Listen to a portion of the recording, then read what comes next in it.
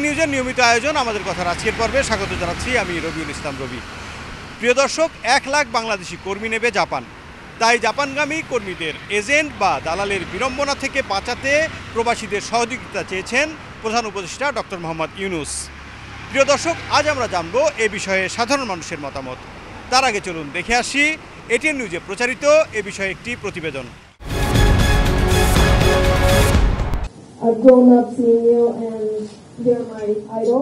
দেশ নিয়ে ভাবনা এবং বিদেশে থাকার অভিজ্ঞতা সব মিলিয়ে নানা প্রশ্ন ও অনুরোধ জমে আছে জাপানের প্রবাসীদের মনেও। প্রধান উপদেষ্টা ডক্টর মোহাম্মদ ইউনূসকে সেসবই জানাতে চাইলেন তারা। একজন ওয়ার্ল্ড ওয়াইড ব্যবসায়ী আমাকে 10 বছর যাবত এখানে ঢুকতে দেয়নি। নির্বাচন আপনি দিবেন বলছেন ডিসেম্বর এবং জুনের ভিতরে। ঘরে ঘরে সন্তানরা যেন নিরাপদ থাকে। আমরা কবে বাংলাদেশের থেকে সেই সিকিউরিটিটা পাবো? দেশে না থাকলেও দেশের কল্যাণ কাজে সমানভাবে অংশগ্রহণের সুযোগ দিতে প্রবাসীদের আহ্বান জানান প্রধান উপদেষ্টা। দেশ যেভাবে আছে ওইভাবে যেতে হবে, ওখানে গিয়ে দেশ মেরামত করতে হবে। নাই যে আমি একা গিয়ে কি করবো, এই একার থেকে শুরু, একজন থেকে শুরু হয় সবকিছু। জাপানে বাংলাদেশিদের কর্মসংস্থান বাড়াতে প্রবাসীদের সহযোগিতা চেয়েছেন তিনি। আমাদের কলঙ্কময় অধ্যায় হলো যে লোক পাঠাতে হইলে এই যে একটা কেলেঙ্কারি শুরু হয় ভাগ বাটোয়ারা নিয়ে, প্রতিটি দেশের সঙ্গে আমাদের একটু কিছু দেশে লোক পাঠাতে গিয়ে এই সমস্যার সম্মুখীন হচ্ছি আমরা, সেগুলো মোকাবেলা করে। জাপানি যেন সেটা না হয়, তারা খুব পরিচ্ছন্নভাবে কাজটা করতে চাচ্ছে। আমরাও চাই আমাদের লোকজন পরিচ্ছন্নভাবে এখানে আসতে পারে, কারণ মাঝখানে কোনো ফেউ, মাঝখানে কোনো বকরা ইত্যাদি শিকার না হয়, বিড়ম্বনার শিকার না হয়। প্রধান উপদেষ্টা ডক্টর মোহাম্মদ ইউনূস বলেন, জাপান কর্তৃপক্ষ যেন বাংলাদেশিদের প্রতি মনক্ষুণ্ণ হয়ে কর্মী নিয়োগ বন্ধ না করে দেয়, সে ব্যাপারে যত্নবান হতে হবে। যেটাতে হাত দিই বেচাও, যেটাতে হাত দিই ভুয়া।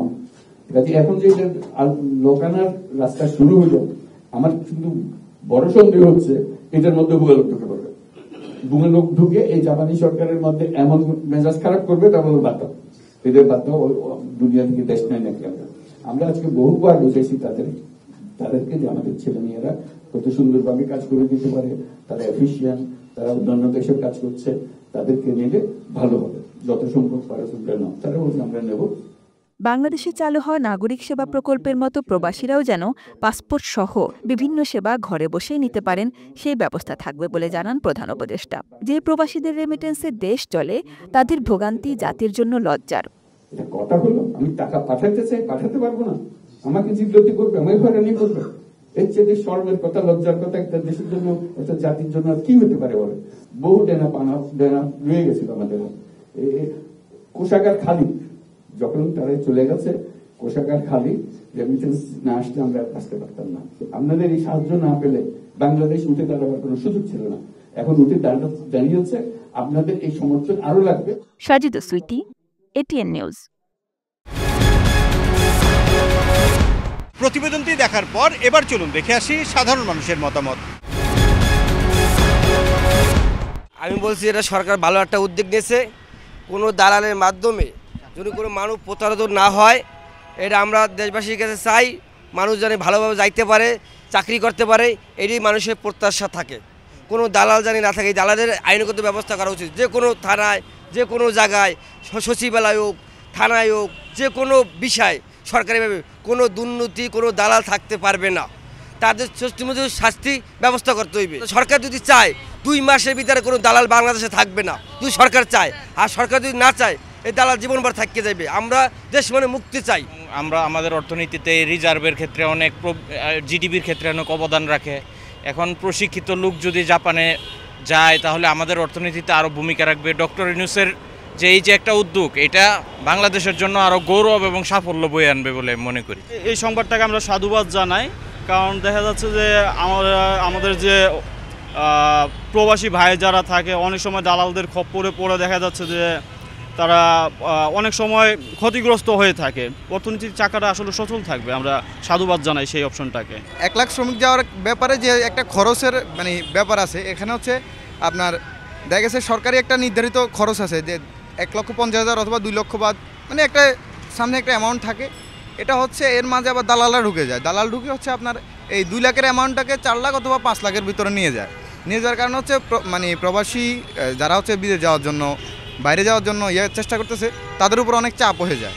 সরকারিভাবে যেন সবাই নিখুঁতভাবে নির্ভেজালভাবে যেতে পারে, এর জন্য আমরা বিভিন্ন এজেন্সিকে, বিভিন্ন সংস্থাকে বা সংস্থার সহযোগিতায় যাতে এখানে কোনো দালাল চক্র না ঢোকে, দুর্নীতি না ঢোকে, এটার জন্য আমরা সবার কাছেই সহযোগিতা চাচ্ছি। এটা হলে আমরা সরকারের কাছে কৃতজ্ঞ থাকব। আমাদের কথায় ময়মনসিংহ থেকে স্বাগত জানাচ্ছি আমি আসাদুজ্জামান সুমন। আমাদের আজকের বিষয়, অন্তর্বর্তীকালীন সরকারের প্রধান উপদেষ্টা ডক্টর মোহাম্মদ ইউনূস বলেছেন বাংলাদেশ থেকে 1 লাখ কর্মী নেবে জাপান। এর জন্য যেন কেউ দালালের খপ্পরে না পড়েন, সে বিষয়ে তিনি আহ্বান জানিয়েছেন। এ বিষয়ে সাধারণ মানুষ কি বলছে, চলুন জেনে আসি। জাপানের মতো দেশে যদি আমাদের 1 লক্ষ লোক আরো যাইতে পারে, তাহলে আমরা হয়তো মোটা অঙ্কের এভিডেন্স পাবো, আমাদের দেশ উন্নত হবে। বাঙালির জন্য একটা ফাঁদ না হয়, আমরা সেদিকেই বলবো, যেটা সঠিক হয়, যা আমরা আমাদের বাঙালি জাপান যেতে পারবে, বাংলাদেশকে একটা এভিডেন্স দিবে, এটি আমরা আশাবাদী, যাতে নতুন ফাঁদে না পড়ে বাঙালি। সাধারণ মানুষ যাতে দালালের খপ্পরে না পড়ে, সরকারের সাথে এবং যোগাযোগ করে ভালোভাবে সরকারের ব্যবস্থা করে দেয়, এটা আশা আমরা প্রত্যাশা করি। বিদেশি শ্রমবাজারে আমাদের বাংলাদেশের একটা চরম সুনাম আছে এবং দীর্ঘদিন যাবৎ বাঙালিরা সুনামের সাথে বিদেশে কাজ করে যাচ্ছে, দেশের জন্য রেমিটেন্স আয় করছে। সেই ধারাবাহিকতায় ইউনূস সাহেব যে কথাটা বলছেন, সেটা অবশ্যই তো অনেক ভালো কথা, ওনাকে সাধুবাদ জানাই। 1 লাখ কর্মী নেবে জাপান, দালালদের খপ্পরে না পড়ার আহ্বান প্রধান উপদেষ্টার। আমাদের কথায় আমি এম এস আহমদ শুনবো প্রধান উপদেষ্টার এমন মন্তব্যে কি বলছেন ঠাকুরগাঁও সাধারণ মানুষ।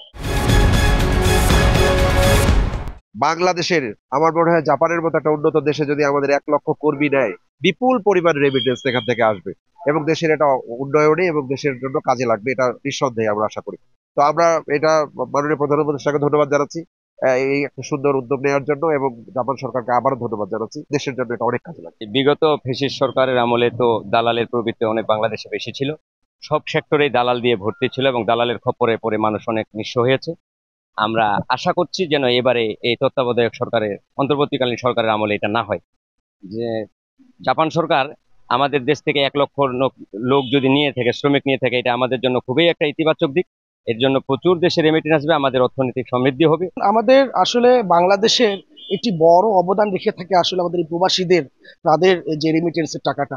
এখানে যদি আরো 1 লাখ কর্মী আমাদের জাপানে যাওয়া সম্ভব হয় এবং সত্যি যদি সেখানে কোনো দালালের কোনো আর কি সংশ্লিষ্টতা না থাকে, সেটা আমাদের জন্য, আমাদের এই দেশের জন্য অবশ্যই মঙ্গলময় হবে। দর্শক, এই ছিল আমাদের কথার আজকের আয়োজন। আমি রবিউল ইসলাম রবি ছিলাম আপনাদের সঙ্গে। আবার দেখা হবে নতুন কোনো বিষয় নিয়ে, নতুন কোনো পর্বে। সেই পর্যন্ত সবাই ভালো থাকুন, সুস্থ থাকুন, সঙ্গে থাকুন এটিএন নিউজের।